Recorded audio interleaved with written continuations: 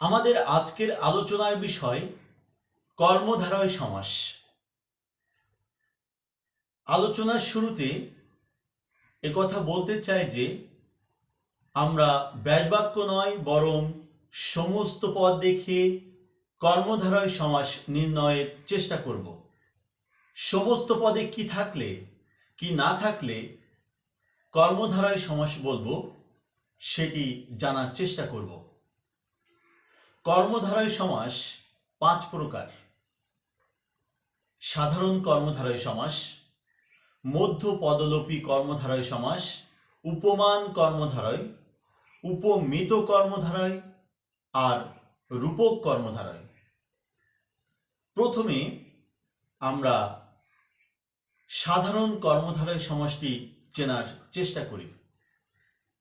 সাধারণ কর্মধারয় সমাসে আমরা দেখতে পাব এমন একটি সমস্ত পদ রয়েছে যে সমস্ত পদ ভাঙলে দুটি শব্দ বের হয়, যেমন নীলাকাশ কিংবা চালাক চতুর কিংবা রাজর্ষি। এ ধরনের সমস্ত পদ আমরা পরীক্ষায় পাব। নীলাকাশ ভাঙলে নীল এবং আকাশ দুটি শব্দ পাই, চালাক চতুর ভাঙলে চালাক এবং চতুর দুটি শব্দ পাই, রাজর্ষি ভাঙলে রাজা এবং ঋষি দুটি শব্দ পায়। কর্মধারয় সমাসের সমস্ত পদ ভাঙলে দুটি শব্দ পাওয়া যাবে। এই দুটি শব্দের দুটি বিশেষ্য পদ হতে পারে, দুটি পদই বিশেষণ হতে পারে, দুটি পদের একটি বিশেষ্য একটি বিশেষণ হতে পারে।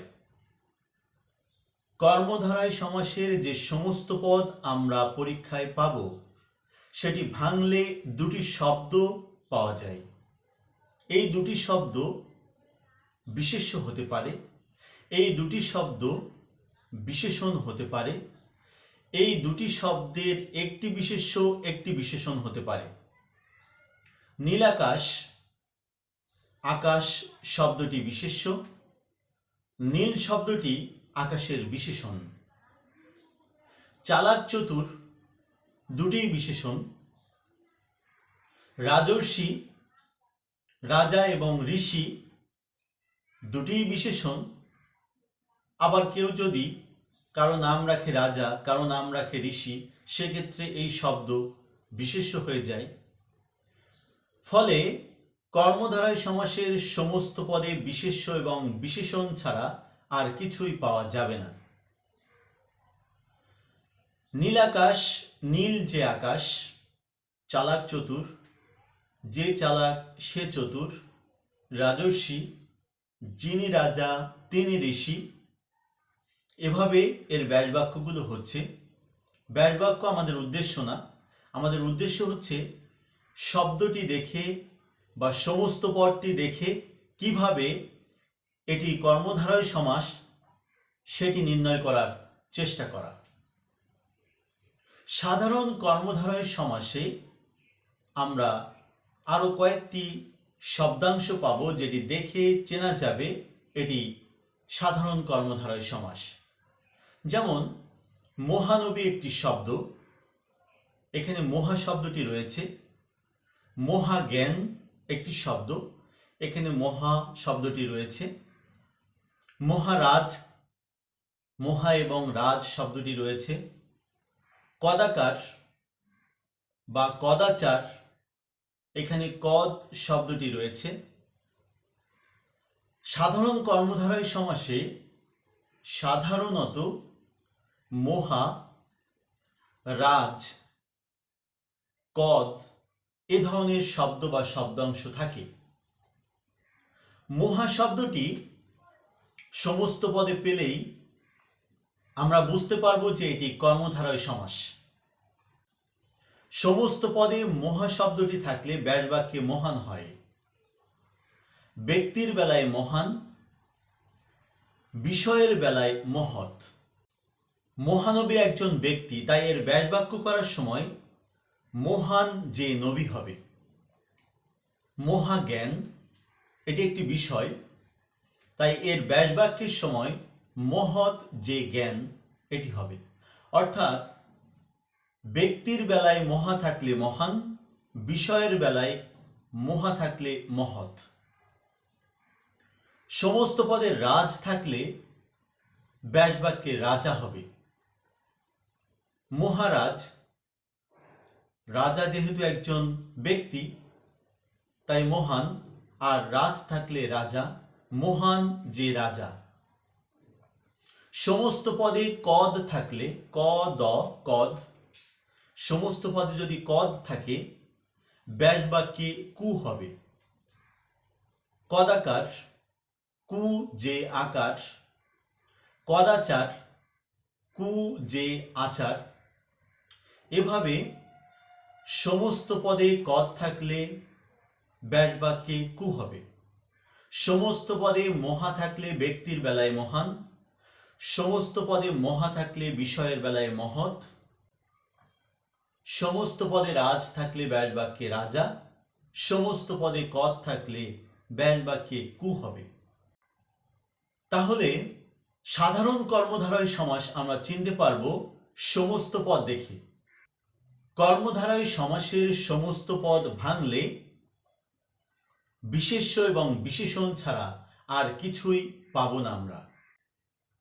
কর্মধারয় সমাসের সমস্ত পদে কখনো মহা, কখনো রাজ, কখনো কদ এই শব্দ বা শব্দাংশ আমরা পেয়ে যাব। এখন ফিরে যাই মধ্য পদলোপী কর্মধারয় সমাসে। আমরা জানি সমাসের ব্যাসবাক্যের প্রথম অংশটিকে বলা হয় পূর্বপদ, মাঝের অংশটিকে বলা হয় মধ্যপদ এবং শেষের অংশটিকে বলা হয় শেষ পদ বা পরপদ বা উত্তরপদ। আমরা মধ্যপদলোপী কর্মধারয় সমাসের যে সমস্ত পদটি পাব সেখানে দেখব প্রথম পদ রয়েছে বা পূর্বপদ রয়েছে এবং শেষ পদ বা পরপদ রয়েছে। মাঝখান থেকে এক বা একাধিক মধ্যপদ উঠে গেছে। যেমন আমরা সমস্ত পদে পাচ্ছি সাহিত্য সভা, শিক্ষামন্ত্রী, আইন মন্ত্রী, স্মৃতিসৌধ, শহীদ মিনার। এই শিক্ষামন্ত্রী, সাহিত্য সভা, স্মৃতিসৌধ, শহীদ মিনার এই যে শব্দ দুটি আমরা পাচ্ছি বা সমস্ত পদ পাচ্ছি, এই সমস্ত পদও কিন্তু বিশেষ্য আর বিশেষণ ছাড়া কিছুই নয়, কারণ এটিও কিন্তু কর্মধারয় সমাস।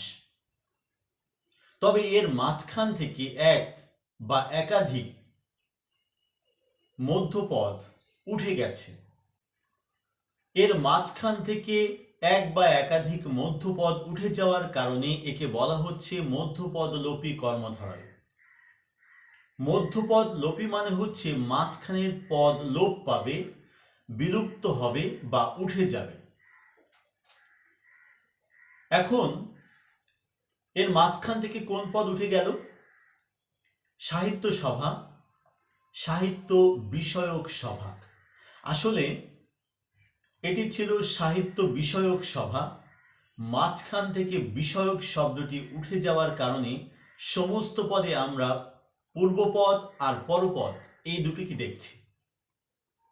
যখন শুধু পূর্বপদ আর পরপদ পাচ্ছি, মাঝখানের পদ পাচ্ছি না, তখন বুঝে নিতে হবে এটি মধ্যপদলোপী কর্মধারয়। ব্যাসবাক্যে ওই মধ্যপদটি এনে বসাতে হয়। সমস্ত পদে পাচ্ছি সাহিত্য সভা, ব্যাসবাক্যে আমি বসাচ্ছি যেটি উঠে গিয়েছিল সাহিত্য বিষয়ক সভা। সমস্ত পদে আমরা পাচ্ছি শিক্ষামন্ত্রী, ব্যাসবাক্যে শিক্ষা বিষয়ক মন্ত্রী। সমস্ত পদে পাচ্ছি শহীদ মিনার, ব্যাসবাক্যে শহীদ স্মরণে মিনার বা শহীদদের স্মরণে যে মিনার। সমস্ত পদে পাচ্ছি স্মৃতিসৌধ, ব্যাসবাক্যে স্মৃতি রক্ষার্থে সৌধ। বা স্মৃতি রক্ষার্থে যে সৌধ। দর্শক, আমরা মধ্যপদলোপী কর্মধারয় সমাসের সমস্ত পদে পূর্বপদ এবং পরপদ পাচ্ছি, মাঝখানের পদগুলো পাচ্ছি না। এগুলো বিলুপ্ত হয়েছিল বা উঠে গিয়েছিল বা লোপ পেয়েছিল। যখন আমরা সমস্ত পদে এ ধরনের শব্দ পাব যার মাঝখান থেকে পদ উঠে গিয়েছে, তখন আমরা তাকে মধ্যপদলোপী কর্মধারয় হিসেবে চিহ্নিত করব। আর ব্যাসবাক্য করার সময় সেই বিলুপ্ত হওয়া শব্দ বা একাধিক শব্দ আমাদের আনতে হবে, বসাতে হবে। এখন আমরা চলে যাচ্ছি উপমান কর্মধারয় সমাসের আলোচনায়। উপমান কর্মধারয় সমাস হচ্ছে এমন একটি সমস্ত পদ সেখানে দেয়া আছে যেখানে বোঝা যায় দুটি জিনিসের তুলনা দেয়া হচ্ছে। ধরুন একটি শব্দ অরুণ রাঙা, অথবা তুষার শুভ্র, অথবা ভ্রমর কালো। এই অরুণ রাঙা, তুষার শুভ্র বা ভ্রমর কালো, এই শব্দগুলো ব্যবহার করা হয়েছে তুলনা দেওয়ার জন্য। খেয়াল করলে বোঝা যাবে এখানে যে দুটি জিনিসের মধ্যে তুলনা দেওয়া হচ্ছে সে দুটি জিনিসের একটি পাচ্ছি, আরেকটি সমস্ত পদে পাচ্ছি না। যেমন অরুণ রাঙা, অরুণ রাঙা সকাল, হয়তো কথার কথা অরুণ রাঙা গাল, অরুণ রাঙা দিন, অরুণ রাঙা কপাল। সেই কপাল, সেই গাল কিংবা সেই সকাল, এই শব্দগুলো কিন্তু আমরা সমস্ত পদে পাচ্ছি না। অরুণের সাথে বা সূর্যের সাথে কাকে তুলনা দেওয়া হচ্ছে সেই জিনিসটি এখানে নেই। কিন্তু যাকেই তুলনা দেওয়া হোক না কেন সেই জিনিসটিও লাল, অরুণ বা সূর্যও লাল। এই দুটি জিনিসের কমন বৈশিষ্ট্য বা গুণ বা ধর্ম, সেটি কিন্তু এখানে উল্লেখ করা হচ্ছে রাঙা। অরুণ রাঙা, অরুণের ন্যায় রাঙা, অরুণের মতো রাঙা কি সেটা নেই। তাহলে সমস্ত পদে এমন দুটি জিনিসের তুলনা দেওয়া হবে যে দুটি জিনিসের একটি উপস্থিত থাকবে আর তাদের গুণ থাকবে। অরুণ বা সূর্য সমস্ত পদে রয়েছে একটি, আর তাদের গুণ রাঙা সেটি রয়েছে। ফলে এটি উপমান কর্মধারয় সমাস। গুণ থাকলে মান, গুণ থাকলে উপমান, এটি মনে রাখতে হবে। সমস্ত পদে দুটি জিনিসের তুলনা দেওয়া হবে, তার একটি উপস্থিত থাকবে আর তাদের গুণ উল্লেখ থাকবে, তাহলে একটি উপমান কর্মধারয় সমাস। তুষার শুভ্র, তুষার মানে বরফ, তুষার শুভ্র হচ্ছে তুষারের ন্যায় শুভ্র, তুষারের মতো শুভ্র বা সাদা। তুষারের ন্যায় শুভ্র কি? তুষারের ন্যায় শুভ্র মাথার চুল, তুষারের ন্যায় শুভ্র কোনো শাড়ি, সেগুলোর উল্লেখ নেই সমস্ত পদে। শুধু বলা হচ্ছে তুষার শুভ্র। এই বরফের সাথে যে জিনিসের তুলনা দেয়া হচ্ছে সেটি কিন্তু নেই, শুধু বরফ আছে, একটি আছে, আর সেটিও সাদা, বরফও সাদা। তাদের কমন যে বৈশিষ্ট্য বা গুণ সাদা বা শুভ্র সেটি উল্লেখ আছে, তাই এটি উপমান কর্মধারয় সমাস। যখন দুটি জিনিসের মধ্যে তুলনা দেওয়া হবে তার একটি সমস্ত পদে থাকবে আর তাদের গুণ থাকবে, তখন তাকে আমরা উপমান কর্মধারয় সমাস বলবো। ভ্রমর কালো, ভ্রমরের ন্যায় কালো কি? ভ্রমরের ন্যায় কালো চোখ, ভ্রমরের ন্যায় কালো রাত্রি, সেটি নেই। চোখ বা রাত্রি এই সমস্ত পদে উল্লেখ নেই, শুধু একটি জিনিস আছে, ভ্রমর। কিন্তু ভ্রমরের ন্যায় কালো কোন জিনিস সেটির উল্লেখ নেই। কালোটি উল্লেখ আছে, গুণটি উল্লেখ আছে। দুটি জিনিসের তুলনা দেওয়া হচ্ছে। ধরুন, ভ্রমরের সাথে চোখের সমস্ত পদে চোখ নেই, একটা পাচ্ছি, শুধু ভ্রমর।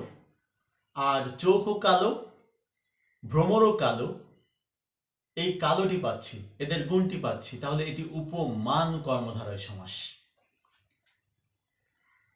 যখন দুটি জিনিসের মধ্যে তুলনা দেওয়া হবে, তার একটি সমস্ত পদে থাকবে এবং তাদের গুণ উল্লেখ থাকবে, তখন তাকে আমরা উপমান কর্মধারয় সমাস বলবো। এখন আমরা ফিরে যাচ্ছি উপমিত কর্মধারয় সমাস।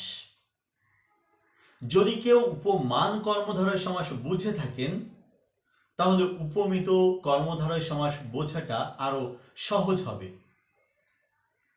এখানেও উপমান কর্মধারয় সমাসের মতো দুটি জিনিসের তুলনা দেয়া হচ্ছে। ধরুন, পুরুষের সাথে সিংহের তুলনা দেয়া হচ্ছে, বাহুর সাথে লতার তুলনা দেয়া হচ্ছে। এই পুরুষের সাথে সিংহের যে তুলনা দেয়া হচ্ছে, বাহুর সাথে লতার তুলনা দেয়া হচ্ছে, অর্থাৎ যে জিনিসের সাথে যে জিনিসের তুলনা দেয়া হচ্ছে, দুটিই সমস্ত পদে আছে। পুরুষ সিংহ, বাহুলতা, ময়ূরাক্ষী, এ ধরনের শব্দে ময়ূরের সাথে অক্ষী বা চোখের তুলনা, পুরুষের সাথে সিংহের তুলনা পুরুষ সিংহ, বাহুর সাথে লতার তুলনা বাহুলতা। যে দুটি জিনিসের তুলনা দেয়া হচ্ছে সমস্ত পদে, সে দুটি জিনিসই আমরা পাচ্ছি, কিন্তু তাদের কোনো গুণ আমরা পাচ্ছি না সমস্ত পদে। পুরুষ সিংহ পুরুষ সিংহের ন্যায় সাহসী, পুরুষ সিংহের ন্যায় হিংস্র, সেই গুণের কোনো উল্লেখ নেই। সাহসী বা হিংস্র আমরা এখানে পাচ্ছি না। আমরা উপমানে পেয়েছিলাম গুণ, আর একটা পেয়েছিলাম। এখানে দুটিই পাচ্ছি, দুটি জিনিসের তুলনা দেওয়া হচ্ছে, সেই দুটি জিনিসই আমরা এখানে পাচ্ছি, কিন্তু কোনো গুণের উল্লেখ পাচ্ছি না। ধরুন, একটি পুঁথি গানে বা পালা গানে কোনো নায়িকার শারীরিক গঠন বর্ণনায় বাহুর সাথে লতার বা লতার সাথে ওই নায়িকার বাহুর তুলনা দেয়া হচ্ছে, বলা হচ্ছে বাহুলতা। বাহুলতার ন্যায়, বাহুলতার ন্যায় কোমল, বাহুলতার ন্যায় চিকন, এ ধরনের কোনো কোমল বা চিকন কোনো গুণের উল্লেখ আমরা পাচ্ছি না। তাহলে উপমান কর্মধারয় সমাসের সমস্ত পদে আমরা দুটি জিনিসের তুলনা পাব, এবং যে দুটি জিনিসের মধ্যে তুলনা দেয়া হচ্ছে সেই দুটি জিনিসের উল্লেখ আমরা পাব। ময়ূরের সাথে অক্ষীর তুলনা দেয়া হচ্ছে, পুরুষের সাথে সিংহের তুলনা দেয়া হচ্ছে, বাহুর সাথে লতার তুলনা দেয়া হচ্ছে। সেই বাহু এবং লতা দুটিই পাচ্ছি বাহুলতা, পুরুষ এবং সিংহ দুটিই পাচ্ছি পুরুষ সিংহ, ময়ূর এবং অক্ষী দুটিই পাচ্ছি ময়ূরাক্ষী। কিন্তু ময়ূর অক্ষীর মতো কোমল, মায়াবী, স্নিগ্ধ, এ ধরনের কোনো গুণের উল্লেখ পাচ্ছি না। পুরুষ সিংহের মতো সাহসী বা হিংস্র, এ ধরনের কোনো গুণের উল্লেখ এখানে নেই। বাহু লতার মতো কোমল বা চিকন, কোনো গুণের উল্লেখ আমরা পাব না। সমস্ত পদে এমন দুটি শব্দ পাব যে দুটি শব্দের মধ্যে মূলত তুলনা দেয়া হয়েছে, এখানে কোনো গুণের উল্লেখ নেই। আমাদের মনে রাখতে হবে, উপমান কর্মধারয় সমাসে যে দুটি জিনিসের মধ্যে তুলনা দেয়া হয় তার একটি থাকে আর তাদের গুণ থাকে। উপমিত কর্মধারয় সমাসে যে দুটি জিনিসের মধ্যে তুলনা দেওয়া হয় তা দুটিই থাকে, গুণ থাকে না। আমরা এখন ফিরে যাচ্ছি রূপক কর্মধারয় সমাসের আলোচনায়। রূপক কর্মধারয় সমাসের সমস্ত পদে আমরা দেখব সেখানেও দুটি জিনিসের তুলনা দেয়া হচ্ছে। দুটি জিনিসের তুলনা এমনভাবে দেয়া হচ্ছে ওই দুটি জিনিস যে আলাদা আলাদা তা আর বোঝা যাচ্ছে না, মনে হচ্ছে দুটি জিনিস একই রকম। একেবারেই ভিন্ন ধর্মী দুটি জিনিস যখন তুলনা দেওয়ার সময় একই রকম কল্পনা করা হয়, একই রকম ভাবা হচ্ছে, তখন তাকে আমরা রূপক কর্মধারয় সমাস বলছি। যেমন মন মাঝি, যেমন বিষাদ সিন্ধু, যেমন ক্রোধানল। এই মন মাঝি, বিষাদ সিন্ধু এবং ক্রোধানল, এই সমস্ত পদ ভাঙলে দুটি করে শব্দ পাবো, যেমন মন আর মাঝি, বিষাদ আর সিন্ধু, ক্রোধ আর অনল, রাগ এবং আগুন, এই শব্দগুলো আমরা পাচ্ছি। তো সাধারণত আমরা যদি সাধারণ দৃষ্টিকোণ থেকে বিবেচনা করি তাহলে মনের সাথে মাঝির কোনো সম্পর্ক নেই, বরং মন ধরা যায় না, ছোঁয়া যায় না। আবার বিষাদের সাথে সিন্ধু নদের কোনো সম্পর্ক নেই। বিষাদ ধরা যায় না, ছোঁয়া যায় না, সেটা অনুভূতির বিষয়। আর সিন্ধু তো নদ। ক্রোধানল, ক্রোধ এবং অনল, এই ক্রোধ বা রাগ সেটিও ধরা যায় না, ছোঁয়া যায় না, সেটিও একটি অনুভূতির বিষয়। আর অনল তো আগুন। তো খেয়াল করুন, দুটি ভিন্ন ধর্মী জিনিস, মন এবং মাঝি একেবারেই ভিন্ন ধর্মী জিনিস। বিষাদ এবং সিন্ধু ভিন্ন ধর্মী জিনিস, যাদের সাথে কোনোভাবেই সাধারণ অর্থে কোনো মেলবন্ধন করা সম্ভব নয়। ক্রোধ এবং অনল, রাগ এবং আগুনের সাথে সাধারণভাবে কোনো মিল খুঁজে পাওয়া যাবে না।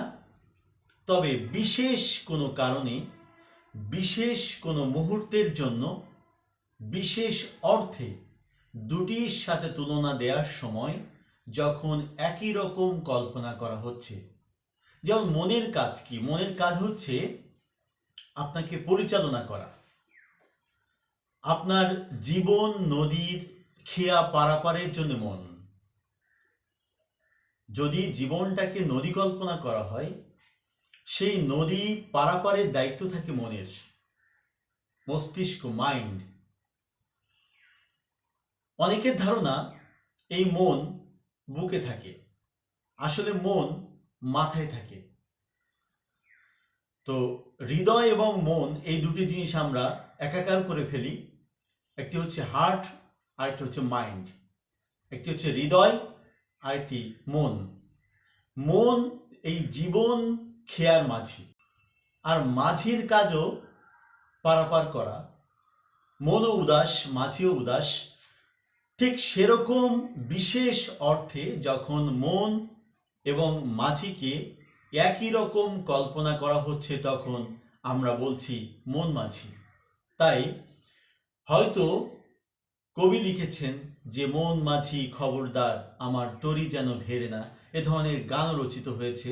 তাহলে বুঝতেই পারছেন মন এবং মাঝির তুলনা দেওয়ার সময় অভিন্ন কল্পনা করা হচ্ছে বা একই রকম কল্পনা করা হচ্ছে। বিষাদ এবং সিন্ধু, আপনারা জানেন সিন্ধু একটি নদ, যার কোনো শাখা প্রশাখা নেই, সেজন্য তাকে আমরা নদ বলছি। এই বিষাদ, আর বিষাদ জিনিসটি কি? বিষাদ হচ্ছে দুঃখের একটা ভয়াবহ রূপ, বিশাল রূপ। ধরুন আপনি আমাকে এমন একটি কষ্ট দেয়া কথা বললেন যে কথাটি পরবর্তীতে আপনার সাথে আবার আমি শেয়ার করতে পারি। আমি বলতে পারি যে আপনি গতকাল আমাকে যে কথাটি বলেছেন সেটিতে আমার খুব খারাপ লেগেছে, এটি কষ্ট। ধরুন আপনি আমাকে এমন কথা বললেন যে কথার প্রেক্ষিতে খারাপ লাগার পরিমাণ আরও বেশি, সেক্ষেত্রে আমি আপনার সাথে আর শেয়ার করতে পারছি না, তৃতীয় আরেকজনের সাথে শেয়ার করছি, বলছি অমুক আমাকে যে কথাটি গতকাল বলেছে সেটিতে আমি আসলে ভীষণ কষ্ট পেয়েছি। আবার আপনি আমাকে এমন কথা বললেন যাতে ভীষণ ভীষণ কষ্ট পেয়েছি, যে কষ্ট পাওয়ার কারণে আমি আপনার সাথেও শেয়ার করতে পারছি না, তৃতীয় আরেকজনের সাথে শেয়ার করতে পারছি না, বরং একা একা নিজে নিজে ধুকে ধুকে মরছি। এই কষ্টের পরিমাণ, এই দুঃখের পরিমাণ বিশাল। এটাকে বলা হচ্ছে বিষাদ। কষ্টের বিশালতার কারণে এটিকে বলা হচ্ছে বিষাদ। আর সিন্ধু নদ যেহেতু বিশাল, ভারতীয়রা সিন্ধু নদকে সমুদ্রও বলতো, সিন্ধু সাগর পারে। সিন্ধু সাগর পারে গানও রয়েছে। তো সিন্ধুকে সাগর বলতো, গঙ্গা নদী, গঙ্গাকে সমুদ্র বলতো। তো বুঝতেই পারছেন যে সিন্ধুর বিশালতার সাথে দুঃখের বিশালতাকে একাকার করা হচ্ছে, তুলনা দেওয়ার সময় একই রকম কল্পনা করা হচ্ছে। তাই বিষাদ সিন্ধু শব্দটি রূপক কর্মধারয় সমাস। মন রূপ মাঝি, বিষাদ রূপ সিন্ধু। আবার ক্রোধ আর অনল, এই শব্দ দুটি যদি আমরা দেখি, অনলের কাজ বা আগুনের কাজ হচ্ছে পুড়িয়ে ফেলা, ধ্বংস করা, নষ্ট করা। রাগ বা ক্রোধ, এর কাজও ধ্বংস করা, নষ্ট করা। রাগ আপনাকে ধ্বংস করতে পারে, নষ্ট করতে পারে, একেবারে নিঃস্ব করতে পারে। অনলও আপনাকে ধ্বংস করতে পারে, পুড়িয়ে ফেলতে পারে, নিঃস্ব করতে পারে। সেই অর্থে যখন রাগের সাথে বা ক্রোধের সাথে অনল বা আগুনের অভিন্ন কল্পনা করা হচ্ছে, তুলনা দেওয়ার সময় একই রকম কল্পনা করা হচ্ছে, তখন আমরা এটাকে বলছি রূপক কর্মধারয় সমাস। ক্রোধ রূপ অনল, বিষাদ রূপ সিন্ধু, মন রূপ মাঝি। তাহলে সমস্ত পদে আমরা এমন দুটি শব্দ পাব যে দুটি শব্দের সাথে আপাতত কোনো মেলবন্ধন সম্ভব নয়, কিন্তু বিশেষ কোনো কারণে, বিশেষ কোনো ক্ষেত্রে সেই দুটিকে অভিন্ন কল্পনা করা হচ্ছে বা একই রকম কল্পনা করা হচ্ছে। এ ধরনের সমস্ত পদ পেলে আমরা তাকে বলবো রূপক কর্মধারয় সমাস। যেমন মন মাঝি, বিষাদ সিন্ধু, ক্রোধ অনল।